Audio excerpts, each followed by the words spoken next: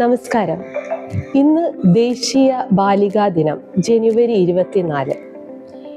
പെൺകുട്ടികൾക്കും സ്ത്രീകൾക്കും സുരക്ഷിതത്തിന് വേണ്ടി പ്രവർത്തിച്ച വനിതാ പ്രധാനമന്ത്രിയായി തിരഞ്ഞെടുത്ത ഇന്ദിരാഗാന്ധി ചുമതലയേറ്റ ഈ ദിവസമാണ് ബാലികാ ദിനമായി ആഘോഷിക്കുന്നത്.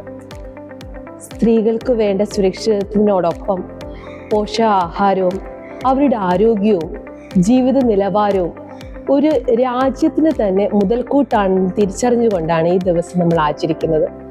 സ്ത്രീകളുടെ വിദ്യാഭ്യാസവും അവർ സ്വന്തം കാലിലേക്ക് നിൽക്കുന്ന ഒരു കാഴ്ചപ്പാടിലേക്ക് വന്നാൽ മാത്രമേ വികസിത രാജ്യം എന്ന നമ്മുടെ സ്വപ്നത്തിലേക്ക് നമുക്ക് എത്തിപ്പെടാൻ സാധിക്കുകയുള്ളൂ. സ്ത്രീകളുടെ വിദ്യാഭ്യാസം തന്നെയാണ് ഏറ്റവും പ്രധാനം. അവർക്ക് സാമ്പത്തിക ഭദ്രത ഉറപ്പാക്കേണ്ടത് വിദ്യാഭ്യാസത്തിലൂടെ എന്നുള്ളൊരു കാഴ്ചപ്പാട് ഈ ലോകത്ത് അല്ലെങ്കിൽ ഈ കാലഘട്ടത്തിൽ അനിവാര്യമാണ്.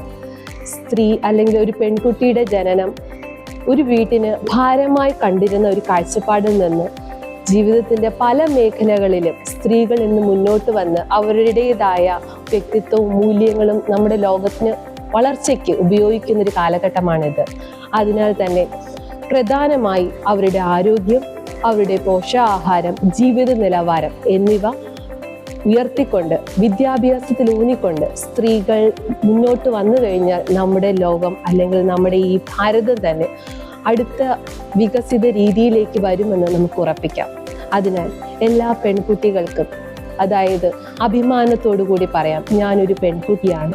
ഈ ലോകത്തിൻ്റെതായ എല്ലാ കാര്യങ്ങളിലും ശാരീരിക ബലത്തേക്കാൾ മാനസിക ബലം എന്നും സ്ത്രീകൾക്ക് ഉണ്ട്. അത് ഉപയോഗപ്പെടുത്തിക്കൊണ്ട് ബാലികാ ദിനത്തിൻ്റെ എല്ലാവിധ ആശംസകളും ഏവർക്കും നേരുന്നു. നന്ദി, നമസ്കാരം.